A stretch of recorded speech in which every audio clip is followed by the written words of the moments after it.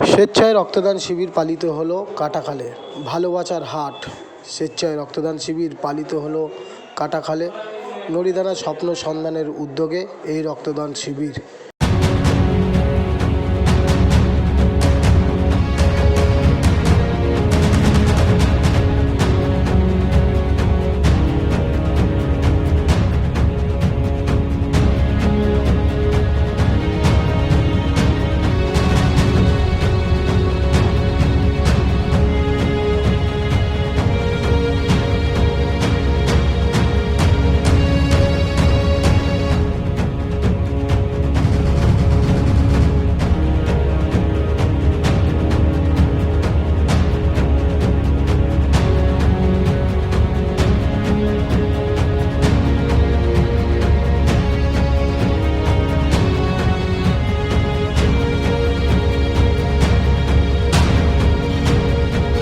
ভালোবাসার দিনে ভালোবাসার হাট উপলক্ষে প্রত্যেক বছরই আমরা ভালোবাসার হাট উদযাপন করি।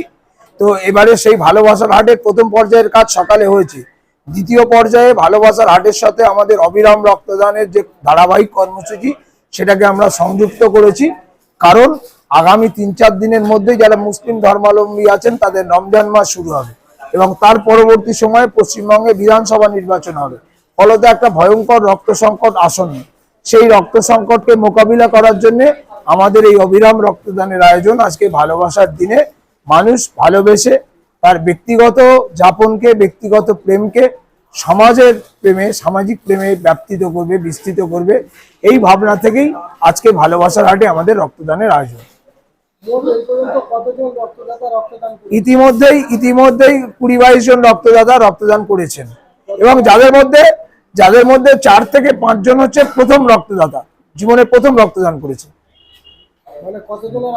আমাদের আয়োজন হচ্ছে 80 থেকে 100 জনের আয়োজন করা হয়েছে। আপনার নাম আর সুমিত মন্ডল, সম্পাদক, নড়িদানা স্বপ্ন সন্ধান।